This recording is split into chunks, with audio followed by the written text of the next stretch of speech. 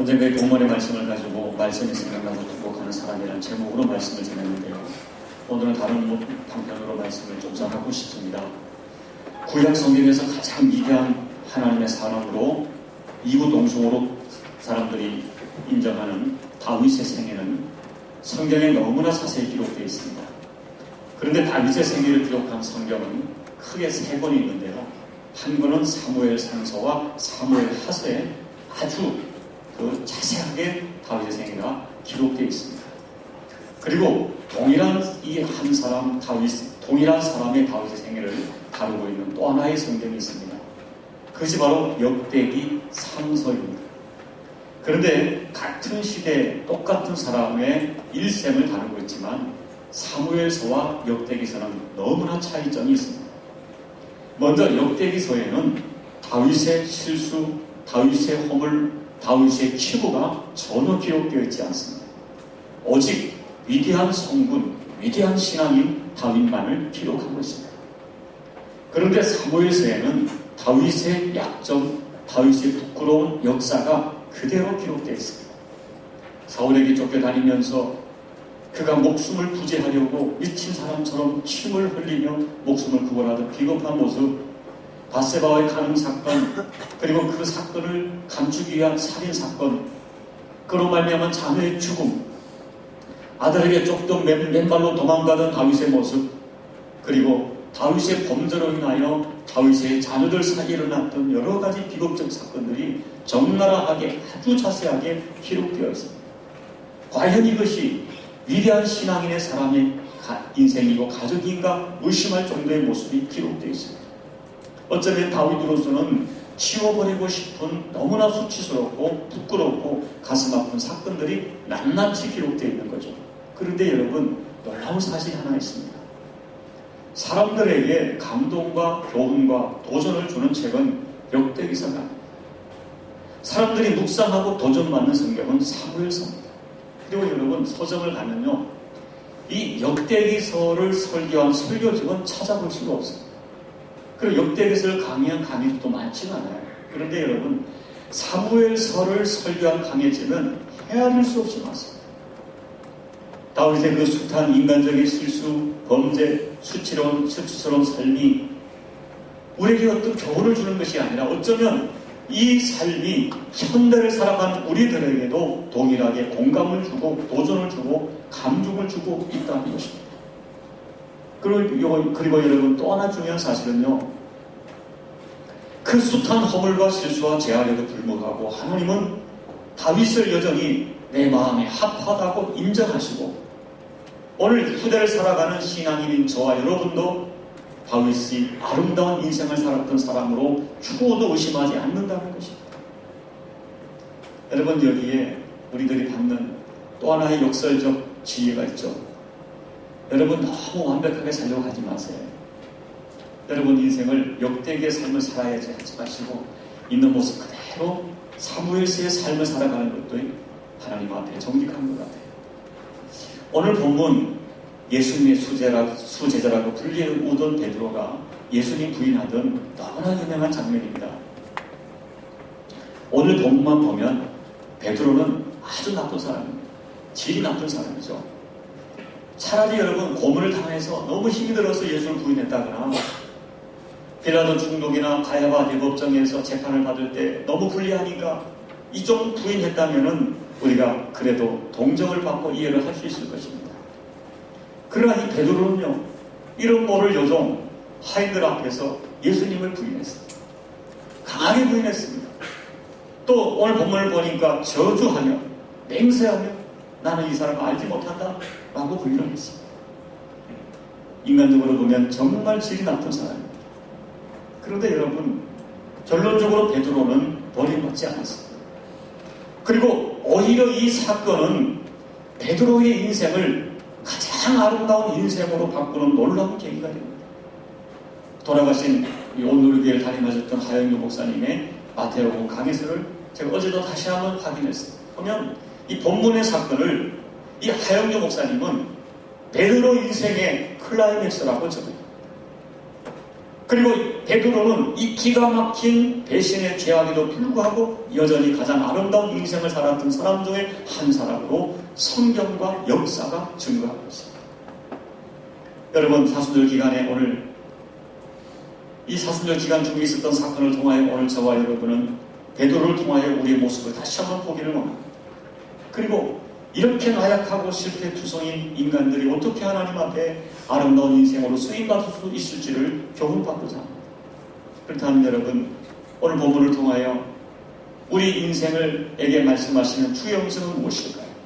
한 번밖에 없는 인생을 정말 할 수만 있으면 아름답게 쓰임받기를 원한다면 오늘 본문에서 우리가 받아야 할 교훈은 무엇입니까? 첫째, 아름다운 사람도 넘어지고 죄짓고 깨지고 실패할 수 있다는 것을 성경을 보여주고 있습니다. 여러분, 베드로는 이 외모적으로 담담한 사람이었습니다. 많은 사람이 베드로를 이 성경을 통해서만 보면서도 베드로에게 어울리는 별명이 있다면 의리의 돌쇠, 뭔가 돌쇠 같은 그런 모습을 연장하죠. 베드로는 뱃사람으로서 거친 갈릴리 바다에서 오랜 세월을 살아온 사람이기 때문에 강인한 체력과 정신력을 가지고 있었습니다.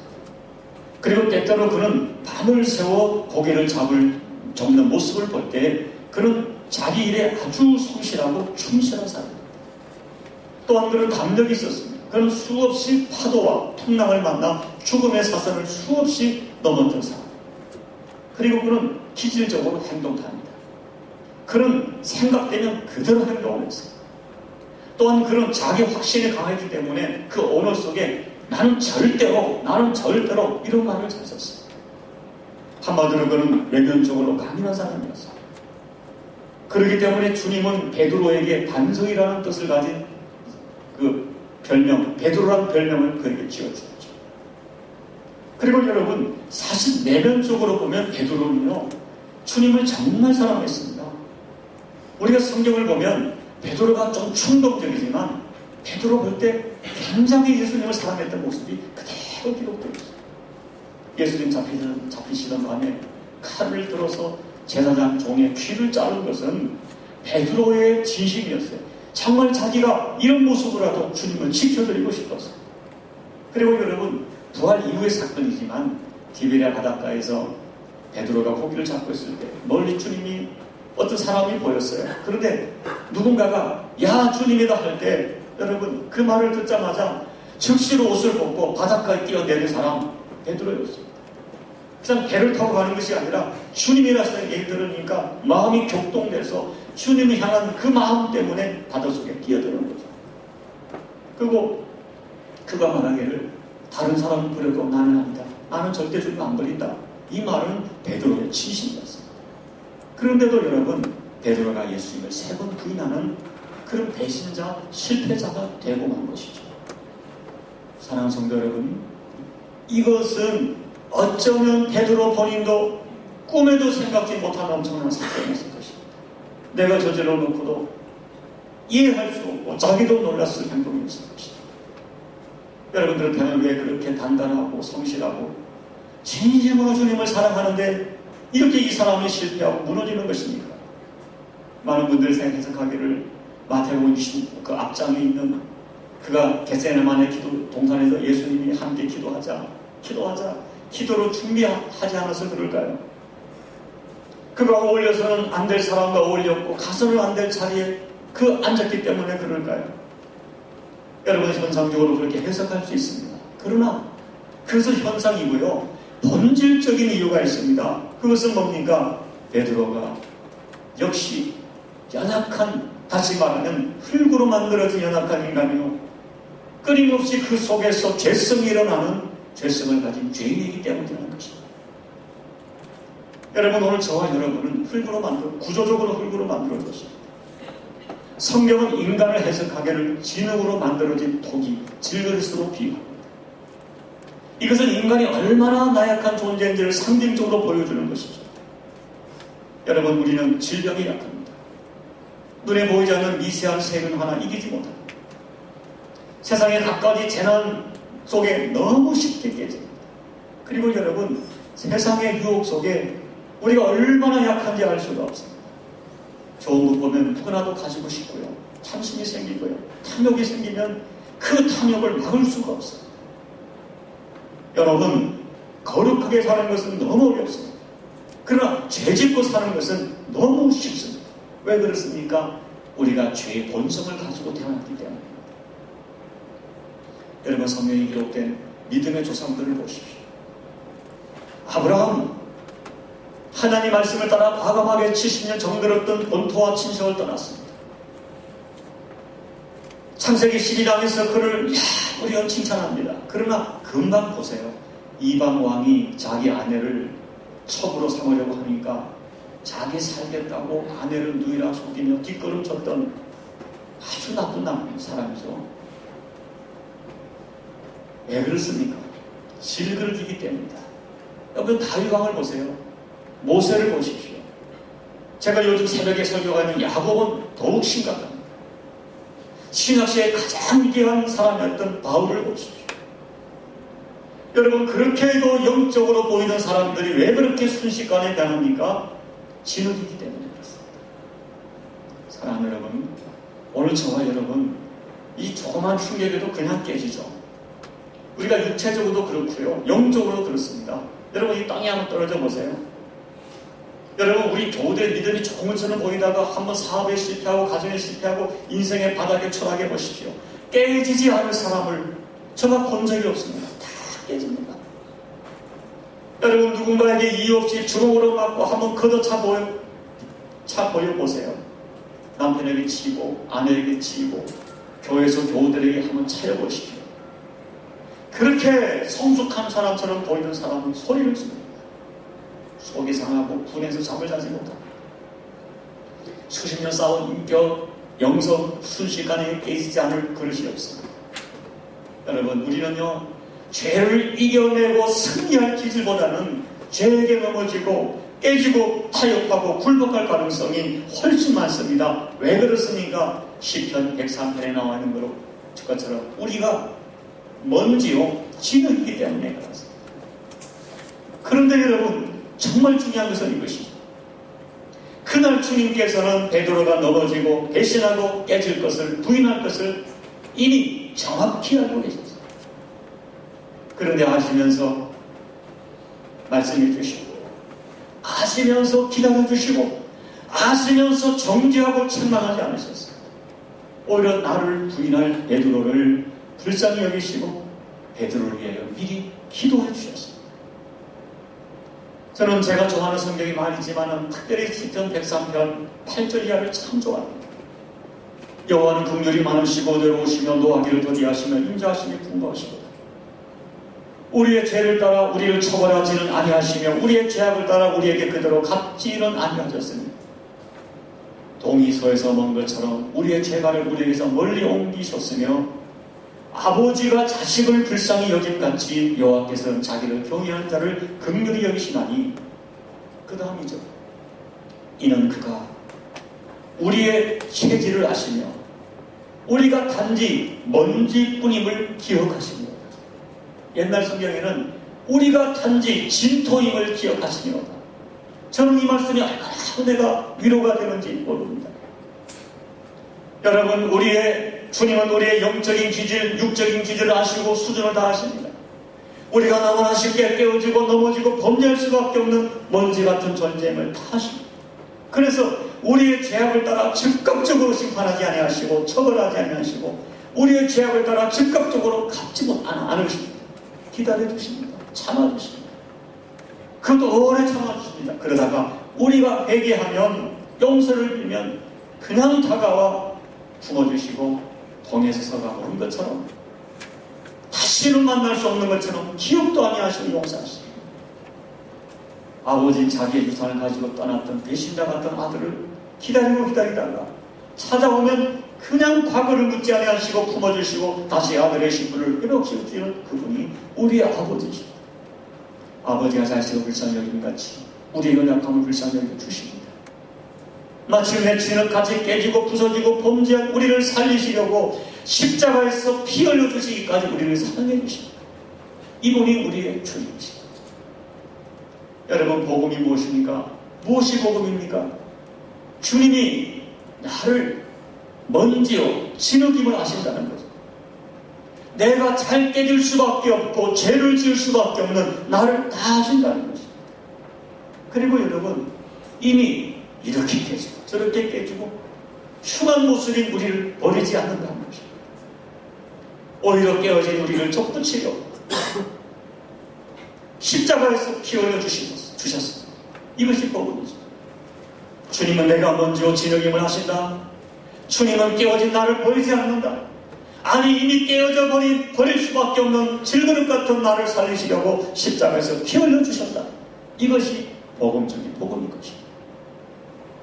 두 번째 복음이 주는 교훈은 사람이 가장 아름다울 때는 자기 자신에게 통곡할 때라는 것입니다. 예수님을 세 번 부인하자 곧바로 다니었습니다. 그때 예수님의 눈과 베드로의 눈이 마주쳤어요. 마태복음에 기록되어 있고 누가복음에 기록되어 있죠.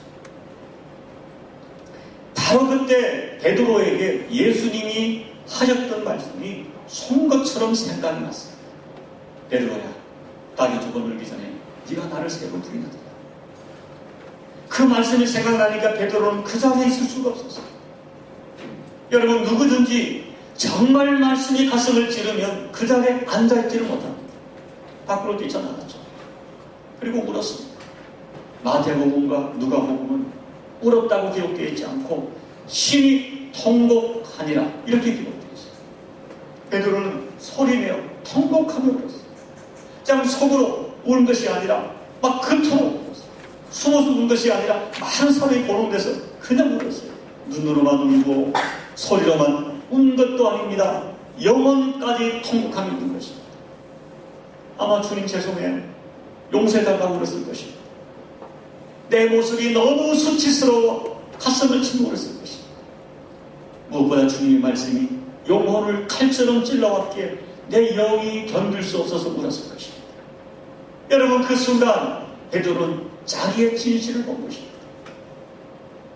그 순간 평생 하지 못했던 어쩌면 가장 순수한 진정한 회개를 했을 것이고, 그 순간 인간 베드로가 주님 앞에 깨어지는 순간이었어요. 자기의 교만, 자기의 거짓, 자기의 위선 다 깨졌을 것입니다. 많은 설교가들은 이 통곡의 때가 베드로 인생의 가장 클라이맥스다. 베드로 인생의 가장 클라이맥스는 그가 집에 가이사라 빌립보에서 예수님에게 주는 그리스도시요 살아계신 하나님의 아들이라고 고백을 하고 주님께 칭찬받던 그때가 아니라는 것이죠. 사도행전에서 그가 한번 설교를 했을 때 3,000명이 회개를 샀다. 은과 금은 내게 없으나 내게 있는 것은 내게 주노니 곧 나사렛 예수 이름으로 일어나 걸으라고 안전병을 일으켜 세울 때가 그의 인생의 클라이맥스가 아니라는 것입니다. 주의 말씀 때문에 주님 앞에 통곡을 하고 자기 자신에게 통곡하던 바로 이때가 베드로 인생의 가장 아름다운 절정의 순간이라고 해석합니다. 여러분, 저는 여러분에게도 이런 날이 꼭 경험되어지기를 소원합니다. 하나님 말씀이 내 가슴을 찌르고 내 영을 찔러서 너무 가슴이 아프고 영혼이 아파서 그냥 가슴을 끌어안고 통곡하는 은혜가 꼭 있어야 됩니다. 주님, 저는 교회를 다니지만 사실은 엉터리입니다. 주님, 저는 주님 앞에 수없이 결심했지만 솔직히 그 결심을 거의 지키지 못했습니다. 주님, 저는 저를 신앙인처럼 위장하고 살았습니다. 주님, 저는 교회를 다니지만 사실 한 번도 주 영성을 들어본 적이 없습니다. 주님, 저는 주님을 믿는다고 하지만 사실 언제나 인간적으로 생각하고 인간적으로 말하고 인간적으로 계산하며 살았습니다. 주님, 저는 교회에서 비판과 상처와 아픔을 주는 사람이었습니다. 주님, 베드로는 입으로 3번 부인했지만 저는 내 삶 속에서 주님이 없는 것처럼 내 생각과 내 마음대로 살았습니다. 그렇기 때문에 주님, 저는 주님을 30번, 300번, 3000번 부인하는 그런 죄인입니다. 이런 고백을 한 번쯤은 해야 됩니다. 사랑하는 성도 여러분, 말씀이 들리는 사람은 영이 살아있는 사람입니다. 저는 믿습니다. 그렇기 때문에 말씀이 들리는 사람은 쉽게 타락하지 않습니다. 타락했더라도 반드시 돌아옵니다. 정말 불쌍한 사람은 말씀이 들리지 않는 사람입니다. 귀로는 들릴 수 있으나 가슴으로 말씀이 들리지 않는 사람은 불행한 사람. 그리고 여러분, 그렇게 오랜 세월 교회를 다녀도 정말 불쌍한 사람은 하나님 앞에 자신을 붙들고 울어본 적이 없는 사람입니다. 우리가 바로 살기 위해서는 여러분 무엇보다 말씀이 가슴에 들려지고 영혼에 들려져야 됩니다. 말씀 앞에 자신을 붙들고 통곡하는 그 사람은 그 말씀이 그를 살리고 그 말씀이 인생을 전화위복으로 바꿔줍니다. 여러분, 통곡하는 것은 인격이 낮은 것이 아닙니다. 통곡하는 것은 수준이 낮은 영성이 아닙니다. 오히려 주께서는 애통하는 자, 통곡하는 자 복이 있다고 말씀하셨습니다. 저는 여러분들이 말씀 앞에, 주님 앞에 통곡하는 아름다운 사람이 되기를 예수님 이름으로 축원합니다. 세 번째 본문이 주는 또 하나의 조언은요, 아름다운 사람은 통곡으로 끝나지 않고 삶을 바꾸는 사람입니다. 베드로는 통곡만 하지 않았습니다. 통곡 이후에 베드로는 서서히 변하기 시작합니다. 물론 베드로가 통곡한 이후에 바로 예수님 돌아가시고 너무나 충격적인 사건이 많았기 때문에 베드로의 마음은 추스리는데 시간이 걸렸지만 베드로는 변화되기 시작합니다. 첫째는 베드로는 자기 자신을 정죄하거나 포기하거나 주저하지 않습니다.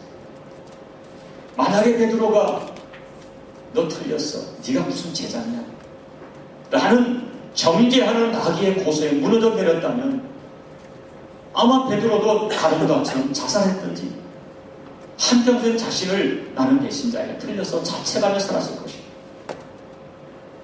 사랑하는 여러분, 마귀는 우리의 실수와 우리의 죄와 우리의 허물을 가지고 우리를 끊임없이 정죄하고 고소하고 주저앉게 만듭니다. 그리고 그리스도인의 삶을 살아갈 기회를 박탈해요. 이것은 마귀의 일이죠.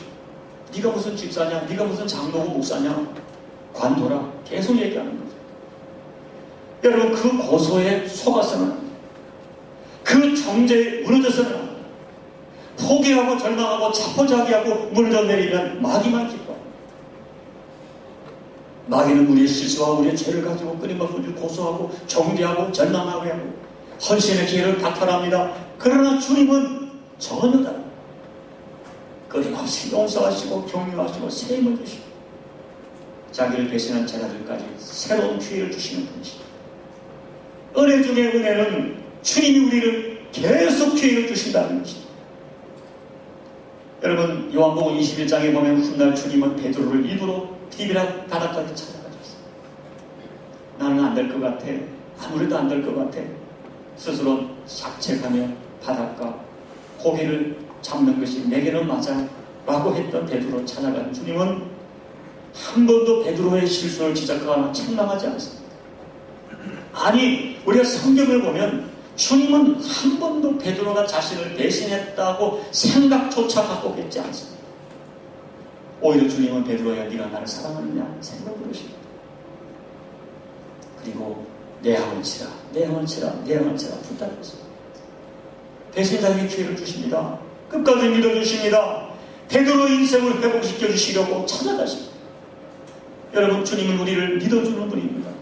우리 부족함과 연약함에도 불구하고 믿어줍니다. 실패하고 배신했던 적이 있음에도 불구하고 믿어주시고 기다려주십니다. 그리고 우리의 남은 인생이 가장 아름다운 인생으로 살아가도록 기회를 주시고 사명을 주시고 힘을 주십니다. 여러분, 그날 이후 베드로가 어떤 인생을 살았는지 우리는 잘 알고 있습니다. 그날 이후 베드로는 절대적으로 진리되신 주님만을 따라가는 사명적 인생을 살았습니다. 더 이상 고난과 죽음조차 두려워하지 않는 베드로를 베드로전서 2장 19절 21절에 이렇게 증거합니다. 부당하게 고난을 받아도 하나님 생각함으로 슬픔을 참으면 이런 아름다우나 죄가 있어 매를 받고 참으면 무슨 칭찬이 있으려. 그러나 선을 행함으로 고난을 받고 참으면 이는 하나님 앞에 아름다우니라. 베드로는 이제 주님을 따르다가 부당하게 고난을 받는다 할지라도 그 길은 아름답다 생각하고 그 길을 포기하지 않고 끝까지 걸어갑니다. 내가 한 일이 선한 일일진데 고난을 받더라도 참으리라. 이는 하나님 앞에 아름다우니라 결단하고 살아갑니다. 그와 같은 베드로의 모습을 우리는 외경 속에서 만나게 됩니다. 외경은 성경에는 들어가지 못했지만 복음과 관련된 중요한 문서로 분류되는 기록들이 외경이죠. 그 외경 중에 하나가 베드로 복음인데요. 이 베드로 복음에는 베드로의 말년의 모습을 보여주고 있습니다. 포크 네로에 의하여 기록의 바퀴가 흑성을 부릴 때 베드로는 로마에 있었습니다. 그때 로마 당국은 교회의 머리격인 베드로를 잡으려고 혈안이 되어 있었기에 많은 사람들이 베드로에게 권면하기를 잠시 로마를 떠나 있는 것이 좋겠다고 권유했습니다. 베드로도 이 제안을 옳게 여겨서 로마를 떠나 도주하기 시작합니다. 그런데 베드로 행전 35장에 보면 그때 상황을 이렇게 기록하고 있습니다. 베드로가 성문을 나갈 때 문들 앞에서 주님이 로마로 들어오는 것을 보았습니다. 베드로가 깜짝 놀라 주님 어디로 가십니까? 라고 물었습니다. 그때 주께서 베드로에게 대답하십니다. 나는 다시 십자가에 못 박히기 위하여 로마로 간다. 베드로가 다시 주께 묻습니다. 주님께서 또다시 십자가에 못 박힐 작정이란 말씀입니까? 그렇다 베드로야. 내가 또 십자가에 못 박힐 수밖에 없구나. 그때 베드로는 정신이 번쩍 들었습니다. 베드로는 크게 깨닫고 주님을 찬미하는 로마로 들어갑니다. 주께서 내가 다시 십자가에 못 박혀야 한다는 주님의 말씀을 자기를 향한 주님의 부탁임을 알았기 때문입니다. 전하는 이야기에 의하면 베드로는 십자가에 순교하게 되자 이렇게 말했다고 합니다. 나는 주님을 3번 부인했던 죄인입니다. 나 같은 죄인이 어떻게 주님처럼 똑바로 못 박혀 죽을 수 있겠습니까? 나를 거꾸로 매달아 주십시오. 그래서 베드로는 흰 백발을 날리며 십자가에 거꾸로 매달려 죽었다고 전하고 있습니다. 그는 기독교 역사의 가장 장엄하고 아름다운 죽음으로 인생을 마감한 아름다운 사람이었습니다. 여러분, 그 당시 2000년 전에 대제국 로마는 대단했습니다. 그 로마에 비하여 베드로의 존재는 너무나 미미하고 보잘것없는 존재였습니다. 그러나 여러분, 대제국 로마는 사라졌지만 베드로의 인생과 베드로의 삶의 흔적과 역사는 지금도 살아서 소멸되지 않고 수많은 사람들에게 도전과 감동을 주고 있는 것입니다. 사랑하는 교회 여러분, 무엇이 우리 인생을 정말 가치 있게 만들까요? 무엇이 우리 인생을 아름답게 만들까요? 저와 여러분이 진리라고 믿는 주님을, 정말 그분이 진리라면 그분을 따르고 그분을 기쁘게 하는 삶이 우리 인생을 복되게 하는 것이 아니겠습니까? 여러분, 문자 그대로 맨손으로 상경해서 엄청난 돈을 벌었던 어떤 교우님의 이야기를 들어보았습니다. 그분은 돈의 흐름을 알고 있었기에 어디에 누구에게 얼마의 돈을 뿌리면 얼만큼의 돈이 들어온다는 것을 정확한 공식처럼 알고 있었습니다. 그래서 그는 정말 큰 돈을 벌었습니다. 그는 자기가 돈을 버는 치고하는 방법을 한 번도 나쁘게 생각해 본 적이 없었다고 합니다. 왜냐하면 세상의 거의 모든 사람이 그렇게 돈을 벌고 있기 때문입니다. 그러던 어느 날 그분이 말씀을 듣다가 예수님을 진실로 만났습니다. 말씀이 그 영혼으로 돌아오는 순간 그는 견딜 수가 없었습니다. 그리고 말씀으로 다가와 자기 인생을 달아보시는 주님의 이 잣대 앞에 불리한 방법으로 돈을 벌던 자기가 도둑이라고 느껴져 견딜 수가 없었다고 합니다. 그리고 계속 지금 같은 방법으로 돈을 번다면 돈은 벌리겠지만 돈을 벌면 벌수록 나는 지옥에 가까워질 모습을 발견했다고 합니다. 몇 날 고통하던 그분은 드디어 삶의 목표를 과감하게 진리 대신 예수께 고정시키기로 결단을 합니다. 진리 대신 주님의 말씀을 절대적으로 따르기를 결단하고 그동안 불이하게 돈을 벌던 방법을 완전하게 정리했습니다. 그러나 여러분, 정직하게 회사를 경영하면서 매출이 무려 75% 감소되고 말았습니다. 그러나 그분은 사라진 75%를 아쉬워하지 않습니다. 오히려 정직하게 경영하고도 남아있는 25%의 감사를 드렸습니다. 회사의 중력들이 만류하고 오히려 회사의 중력들이 당부합니다. 우리나라는 구조적으로 문제가 많기 때문에 이와 같은 구조적으로 문제가 있는 사회 속에서 돈을 벌려면 어쩔 수 없으니 옛날처럼 과거처럼 사업하자고 설득을 했다고 합니다. 그러나 그분은 이런 지하에 거절했습니다. 주님을 만난 지금 억만금을 준다 해도 진리를 벗어난 예전의 도둑으로 돌아갈 수 절대로 없다고 고백합니다. 정말 멋지고 아름다운 사람, 진리를 위하여 주님의 자신을 던질 수 있는 사람이 우리 가운데 얼마나 되겠습니까? 여러분, 이제 말씀을 마칩니다. 한 번밖에 없는 인생을 정말 아름답게 정직하게 살아야 되겠습니다. 누리고 사는 것이 복이 아니라 바르게 사는 것이 축복입니다. 그리고 여러분, 툭하면 깨지고 넘어지는 질그릇 같은 인생이지만 성경은 말하기를 질그릇된 네 안에 보배가 있다고 말합니다. 우리는 질그릇일 수가 없습니다. 우리 안에 보배를 가진 존재입니다. 깨끗하고 보배로운 인생을 살아야 합니다. 살아계신 말씀 앞에 통곡하고 진리 되신 말씀 앞에 인생을 정직하게 살아야 하겠습니다. 이 사순절 기간만이라도 인생을 만만하게 보지 마시고 신앙생활을 만만하게 쉽게 보지 마시고 나는 그래도 신앙인처럼 생각하던 교만과 미선을 던져버리고 하나님 말씀 앞에 자신을 통곡하며 깨지는 역사를 경험했으면 좋겠습니다.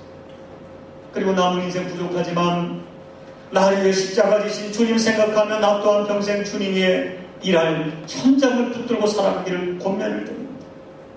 여러분, 이 사순절 기간 여러분 중에 우리 중에 단 몇 사람이라도 말씀에 검이 되어 나를 찌르는 그 찌름 때문에 통곡하며 깨지는 역사를 경험했으면 좋겠습니다. 그리고 진실로 영원한 진리 되신 예수님을 죽기까지 따를 수 있는 아름다운 신앙의 사람이 우리 계례중앙교회 정말 많아지기를 살아계신 예수님의 이름으로 간절히 축원을 드립니다. 기도드리겠습니다. 사랑하는 여러분, 오늘 저와 여러분이 껍질을 벗고 본다면, 발버벗은 모습으로 주님 앞에 선다면 누가 우리가 주님 앞에 바르게 설 수가 있겠습니까? 베드로처럼 깨지고 부서지고 작은 이에게도 주님을 부인하고 작은 자존심 상하는데도 소리를 질 수밖에 없는 죄인된 저희들, 주님은 다 아시면서 우리를 위해 기도하고 계십니다. 그리고 주님은 우리가 부족한 것을 아시면서 말씀 앞에 통곡하는 것을 귀하게 보시고 다시 기회를 주시고 사명을 주시는 좋으신 주님이십니다.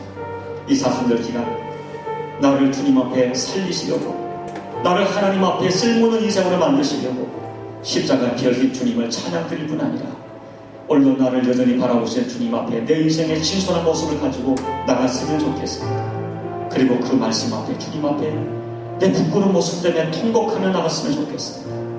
그 통곡이 나를 살리고 그 눈물이 하나님의 생명을 공급하는 능력으로 체험했으면 좋겠습니다. 오늘 주신 말씀 속에 오늘 성령이 주시는 감화와 감동을 가지고 이 시간 조용히 기도하며 나가시겠습니다.